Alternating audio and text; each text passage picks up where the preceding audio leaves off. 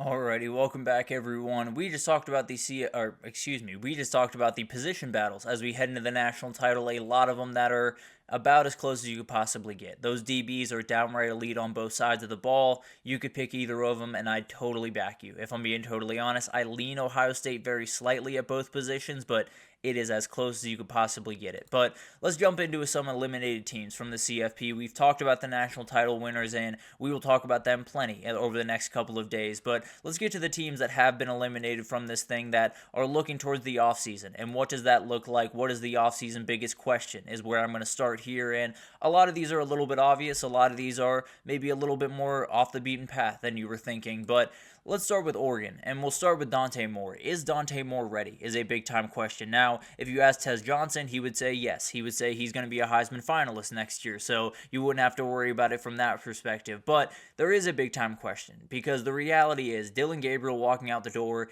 is one of the most consistent commodities in all of college football. He has been for the last couple of years, and absolutely was that for Oregon this year. And you look back, you lost Bo Nix, you had to bring in Dillon Gabriel, because you needed that steady hand to kind of lead this offense. Not to say that Dante Moore can't do that. I frankly believe his ability is better than what Dillon Gabriel has. I think he has more of ability to push the ball downfield and make some of those explosive plays that Oregon very much loves to make. But at the end of the day, he is a first-year starter. He is a guy jumping in for a very consistent, very even type quarterback. It's going to be an experiment. It's going to be really interesting to watch what those first couple of games look like for this kid and how he kind of gets acclimated to this new world of Oregon football. Very talented kid, all the ability in the world, but is about to step up in a number of different respects, especially leadership, and you never really know how a kid reacts to that until you see him on the football field.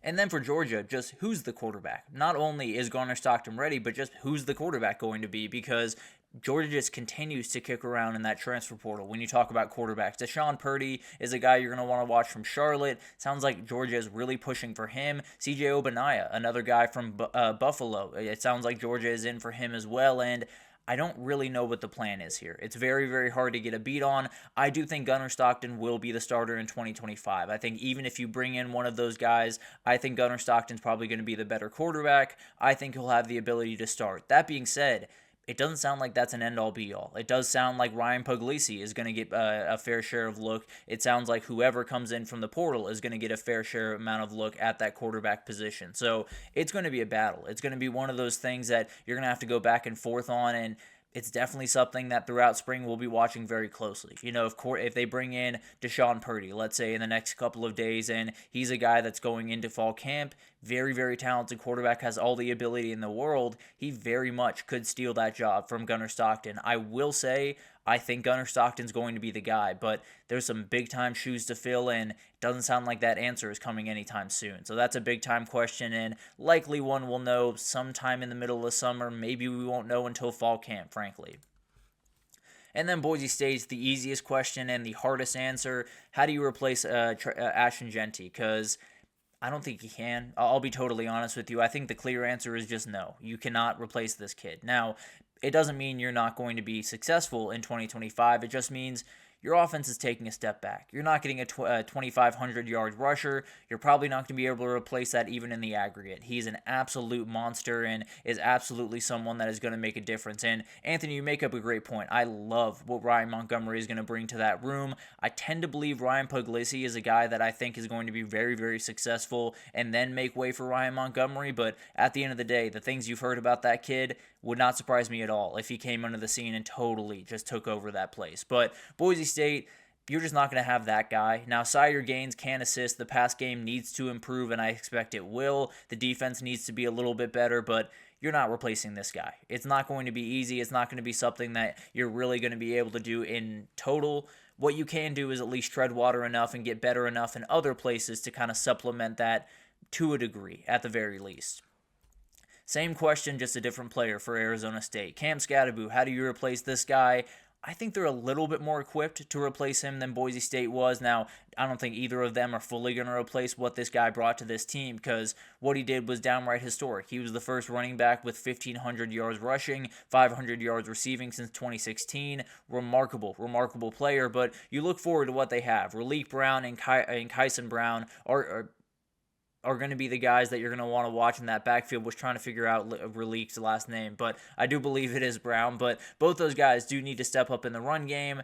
I don't see the pair of them going for 1,700 yards and 21 touchdowns. But they can help. They can bridge that gap. And then you do have a guy like Jordan Tyson on the outside. I expect Sam Levitt to take another step forward. So I think they have a little bit more of the talent to replace this guy. But at the end of the day, what he was to this team cannot be said enough. And he is going to be an absolute problem to replace for Arizona State and Kenny Dillingham.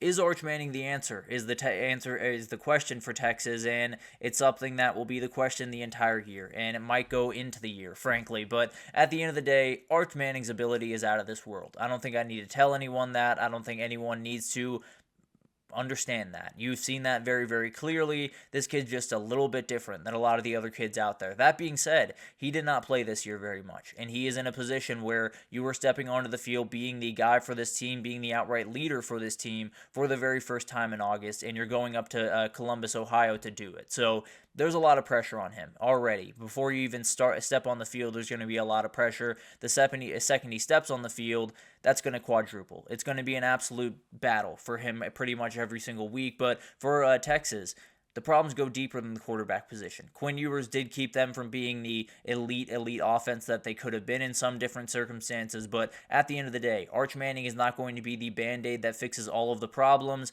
They're going to have to get better in a number of different places, but at the end of the day, this is a guy that's uber talented, and I do think he's a guy that can lead them to a national title.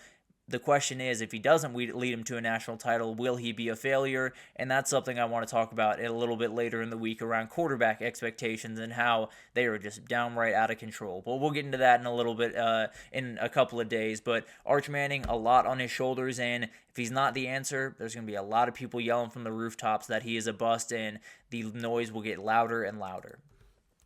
Then you go to Penn State, and is it title or bust in 2025? And this is a very, very tough thing to say because the reality is you look at what Penn State has done the last couple of years, you probably don't feel too confident that they can make a real title run in 2025 because they've missed the mark the last couple of years, and Abdul Carter's walking out the door, and I fully understand that. But Nick Singleton, Katron Allen, and Denai Dennis Sutton have all said they're coming back for 2025.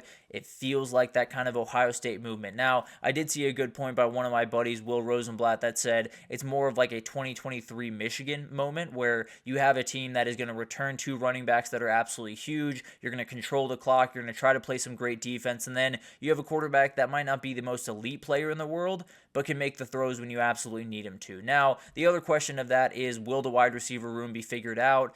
That's something we're just going to have to figure out through fall camp. And then they also need a DC, and we'll talk about that here in a second when we get to Clemson. But overall, it's going to be a really, really huge run for this team, and it's going to be one that they very badly need to finish off. But let me get to Anthony here for a second. But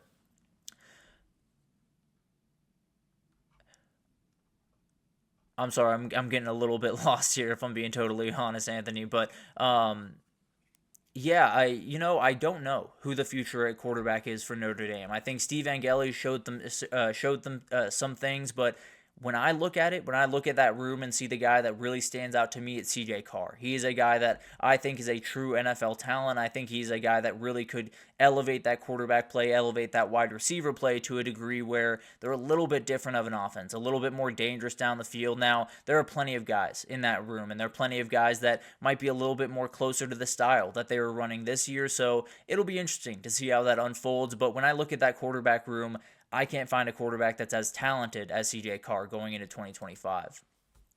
For Tennessee, is Nico ready to be the guy? Because the reality of the situation is he played good football this year. They were expecting great football, but he gave them good football, and he's in a position now where he goes into 2025, and it's not going to get easier for him. He's not going to be in a better position than he was this year in terms of just outright success because the offensive line is losing both tackles. They're losing some other guys on the interior, going to be very tough, and Dylan Sampson's walking out the door, and Dylan Sampson was the offense at times. He kept this guy upright at different times because he was the guy that everyone had to focus on, and then Nico was able to get a little bit more time passing the ball. So this is a huge question, not only on the field but off the field. Is he ready to take those steps forward? Because this year he missed the mark just by that little bit, and he's not going to have the backstop that is Dylan Sampson in 2025. Then you have Indiana. was 2024 a moment, or was it the start of something special? And I think it's one of those that people will go back and forth on. If you're in the SEC crowd, you'll probably say that it's going to be just a moment. If you're in the Big Ten crowd, you'll say it's the start of something special. But I lean towards it's going to be a special time over there in Bloomington, Indiana, and not necessarily because I think they're going to be in the CFP every single year and they're going to be right back in it in 2025. I can't make that promise by any means, but what Curt Cignetti has done has been remarkably impressive, and I'd have a hard time believing that they won't at least be in the mix going forward. I'm not saying they're going to win 10 games next year and go to the CFP. I am saying they're going to be a team you're going to have to worry about every single time you play him going forward. And you make a good point, Anthony. You know, Luke Moga is a guy that is going to be really, really fun to watch. I think Dante Moore has it relatively locked up, but at the end of the day, a lot of stuff can happen throughout that spring camp, and that is a guy I'm watching very, very closely for that job. Austin Novosad is another guy up there, but Luke Moga is a guy that they are talking about just incredibly glowingly. So definitely someone to watch there, but a lot of different guys that we'll be talking about throughout this spring, and that's definitely going to be a battle that we'll watch very closely. For SMU, can they just continue to elevate? Because there's a lot of question of, was this kind of just a flash in the pan? Did they just find a way into the ACC during a time where not a lot of teams were playing well and all these things were going kind of wrong for Clemson and wrong for Miami at different moments, and especially wrong for Florida State, and they found their way to the top? Or are they a team that's just going to set up shop there? Now, in 2025, Clemson will be a ton better, and we'll talk about that in a little bit, but you have Louisville, you have Georgia Tech, Miami, Syracuse, all of those teams are going to be problems. They're going to be teams that are going to be absolutely worthy of your time. And then Miami is going to continue to elevate under Carson. I don't want to say continue to elevate, but they're going to play better defense. And I think Carson Beck will be more than fine on the offensive side of the ball. So he's going to have hurdles. There's no doubt about that. This team is going to have hurdles, but they're a team that has all the money in the world and a lot of ability on that team. So I still feel very confident in them, but 2025, I wouldn't be surprised if it was a little bit of a lull for SMU. And then Clemson. Is Clemson back in 2025? And frankly, I don't even know if this is a question. I think they are firmly back in 2025. Cade Klubnik will be a true Heisman contender in that season. The wide receiver trio that they're bringing back is downright elite, with TJ Moore, with Bryant Wesco, with Antonio Williams. Then you have Tom Allen coming in as the DC. Very, very good hire from Penn State. One that we'll talk about. Penn State's got to go find a new guy. Sounds like the guy might be in-house with Dan Connor, but we'll talk about that in time for sure. Definitely going to be a really interesting thing, and I think Clemson can be right back in that title conversation in 2025. I'd be surprised if they didn't make the CFP, frankly, but a lot of stuff can still happen. Of course, there's still a million different things that could go wrong between now and then, but as of right now, when I look at that Clemson team, you'd be hard-pressed to find an offense I'm more excited to watch in 2025. Cade Klubnik's been downright incredible, and that wide receiver group that they have is as elite as it possibly gets. And yeah, Anthony, you make a great point. You know, Florida State, we don't know what that's going to look like in 2025. Virginia Tech, North Carolina, and then you got a lot of other teams that you're really questioning. So SMU, I still feel very confident they're going to be in the mix, no doubt about it. I will say, I think that top three that you just put out, Miami, Clemson, and SMU, I might just slide in Louisville for that SMU team. Now, that's something we'll watch very, very closely, but it's going to be really, really interesting.